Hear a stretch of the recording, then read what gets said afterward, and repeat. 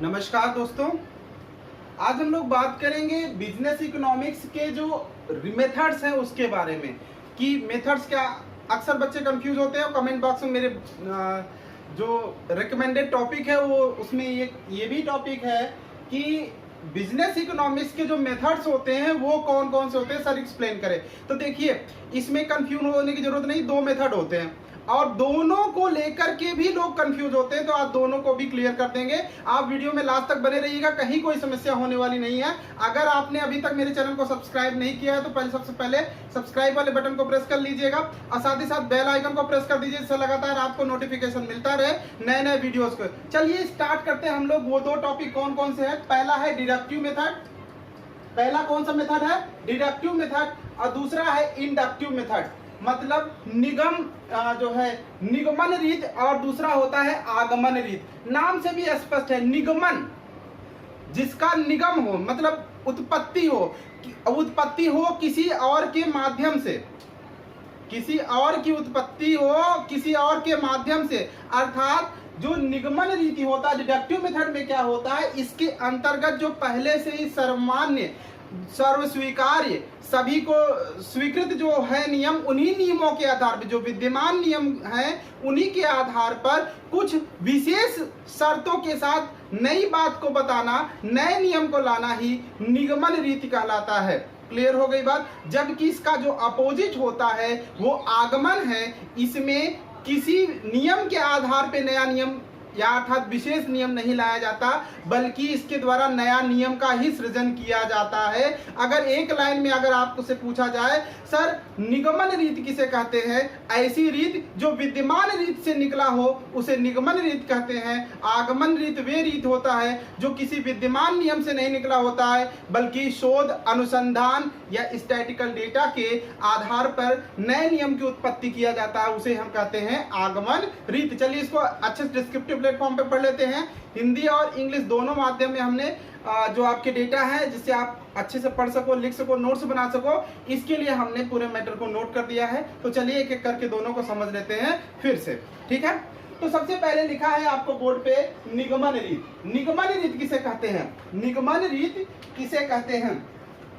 तो इसके अंतर्गत लिखा है सर्वमान्य एवं स्वयं सिद्ध, मतलब जो प्रूव्ड जो रूल्स रेगुलेशन है, निर्विवादित नियमों के आधार पर, जिसपे कोई विवाद ना हो, जो सभी को स्वीकार्य हो, उन नियमों के आधार पर, ठीक है, आधार पर तर्क द्वारा, किसके द्वारा? तर्क के द्वारा उप नियमों का निर्माण किया जाता है। मतलब नियम पहले से ही बना है, उसके आधार पर उप नियमों का निर्माण किया जाता है, ठीक है। इसमें सामान्य से विशिष्ट, याद रखिएगा, यहाँ पे कई बार प्रश्न पूछा गया है कि किसमें जो है निगमन रीत के अंतर्गत क्या किया जाता है? सामान्य से विशिष्ट की ओर बढ़ा जाता है, विशिष्ट से सामान्य की ओर बढ़ा जाता है, ठीक है। ऐसे शब्दों का चयन किया, दोनों होता है, इनमें से कोई नहीं, ऐसे करके प्रश्न आ चुका है, ऑप्शनल भी और डिस्क्रिप्टिव पे पूरा टॉपिक पूछा ही गया है। तो और या इसी चीज को कहा जा सकता है इकोनॉमिक्स की लैंग्वेज में समष्टि से व्यष्टि। अगर समष्टि और व्यष्टि आपको कंफ्यूज कर रहा हो तो जस्ट इसके पहले एक वीडियो डाला गया है, उसमें व्यष्टि और समष्टि को अच्छे से एक्सप्लेन किया हमने, ठीक है। वहां पे आप जाके व्यष्टि और समष्टि को समझ लीजिए। क्लियर हो गई बात? चलिए आगे बढ़ते हैं। कहने का मतलब है सर्वमान्य स्वयं सिद्ध निर्विवादित नियमों के आधार पर तर्क द्वारा उप नियमों का निर्माण किया जाता है। इसमें सामान्य से विशिष्ट, या इसी बात को कह सकते हो इकोनॉमिक्स लैंग्वेज में समष्टि से व्यष्टि, मैक्रो से माइक्रो की तरफ बढ़ना, माइक्रो से, ठीक है ना, क्लियर हो गई, माइक्रो से मैक्रो की तरफ बढ़ा जाता है। यहाँ पे इस बात को क्लियर रखिएगा, समष्टि से व्यष्टि की ओर अग्रसर होते हैं। और अब सिंपल सी बात है कि जो नियम विद्यमान है उसी से नियम बनाया गया है। इसके नामों से भी कई बार प्रश्न आता है, किस नियम को काल्पनिक रीति के नाम से जाना जाता है? तो इसी को कहा जाता है काल्पनिक नियम रीति या काल्पनिक नियम के नाम से भी जाना जाता है। अब ये एनालिसिस बेस्ड होता है, विश्लेषण के आधार पे होता है, इसे विश्लेषणात्मक रीति भी कहा जाता है। अनुभव के आधार पे होता है, इसलिए इसे अनुभव रीति भी कहा जाता है। बौद्धिक क्षमता, जो जितना ज्यादा बुद्धिमान होगा उतना ज्यादा एनालिसिस करेगा, इसलिए बौद्धिक परीक्षण रीति के नाम से भी जाना जाता है। अब एग्जाम्पल के तौर पर थोड़ा समझ लेते हैं। अच्छा, इंग्लिश में एक बार इसे बता दें, उसके बाद फिर इसको समझाते हैं, इसके एग्जाम्पल को। Under this method we construct by law relating to human nature, we processed from general to particular और macro to micro। स्पष्ट रूप से लिखा गया यहाँ सब। This method is also known as hypothetical, analytical and abstract method। वही बात है, सिंपल सी बात है कि ये जो नेचुरल लॉ है उस नियम से ही एक सब रूल्स जो जनरेट किया जाता है उसे हम क्या कहते हैं, उसे हम बोलते हैं डिडक्टिव मेथड। एग्जांपल के तौर पे समझ लीजिए, जैसे एग्जांपल, एक एग्जांपल, कोई भी एग्जांपल आप ले सकते हो। वो एग्जांपल क्या है, जैसे कह दिया जाए कि जैसे डिमांड का जो रूल्स है, मांग का जो नियम है, मांग का नियम आपको क्या बताता है कि जैसे जैसे किसी वस्तु का मूल्य क्या होगा, बढ़ेगा, उसकी मांग क्या हो जाएगी, घट जाएगी।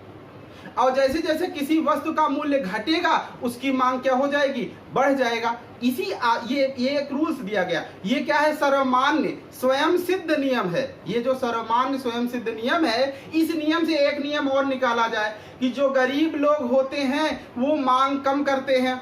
ये क्या हो गया, इसका सब रूल्स हो गया।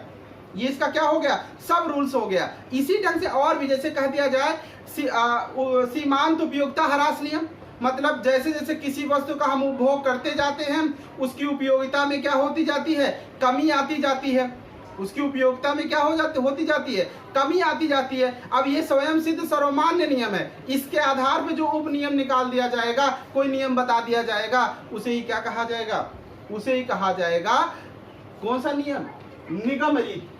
इसके द्वारा जो नियम बनाया जाता है उस नियम को क्या बोलेंगे, निगमन रीति के नाम से जानेंगे, डिडक्टिव मेथड के नाम से जानेंगे। मतलब डिडक्टिव मेथड वो मेथड होता है जो पहले से विद्यमान नियम के आधार पर उप नियमों का निर्माण होता है, उसे हम क्या कहते हैं, निगमन रीति कहा जाता है। क्या बोला जाता है, निगमन रीति। क्लियर हो गया होगा। आगे बढ़ते हैं, अगले मेथड की तरफ बढ़ते हैं, आगमन रीति।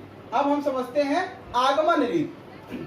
आगमन रीति क्या है, इसमें जस्ट उसका उल्टा, निगमन रीति का जस्ट उल्टा। अर्थात वहां पर क्या था, वहां पर एक लाइन यहां बोला गया था, विशिष्ट सामान्य से विशिष्ट या समष्टि से व्यष्टि की तरफ। वहां पर जबकि जो ये आगमन रीति है इसमें व्यष्टि से समष्टि की ओर बढ़ा जाता है। अर्थात जो कोई नियम कानून इसमें नहीं होता, पहले से कोई नियम नहीं है, बल्कि नेचुरली एब्जॉर्ब करके कुछ विशेष कैरेक्टर को देख देख के, विशेषताओं को देख देख करके एक नए नियम का जो निर्माण किया जाता है वो किस में आएगा, आगमन रीति की तहत आएगा। व्हाइट बोर्ड पे देखिए जो लिखा है उसको एक्सप्लेन कर देते हैं। इसमें किसी नए सामान्य सिद्धांत, मतलब इसमें कोई नया नियम जो है, नया सिद्धांत इसमें लाया जाता है। ठीक है, इसमें कोई नया नियम या नया सिद्धांत का प्रतिपादन किया जाता है जो विशिष्ट घटना, विशिष्ट मतलब स्पेसिफिक, पार्टिकुलर इवेंट, मतलब घटना मतलब इवेंट, अध्ययन व विश्लेषण पर आधारित होता है। मतलब किसी घटना, किसी अध्ययन या किसी एनालिसिस पर आधारित होता है और इससे जो नियम निकलेगा उसे बोलेंगे आगमन नियम या आगमन रीति बोला जाएगा।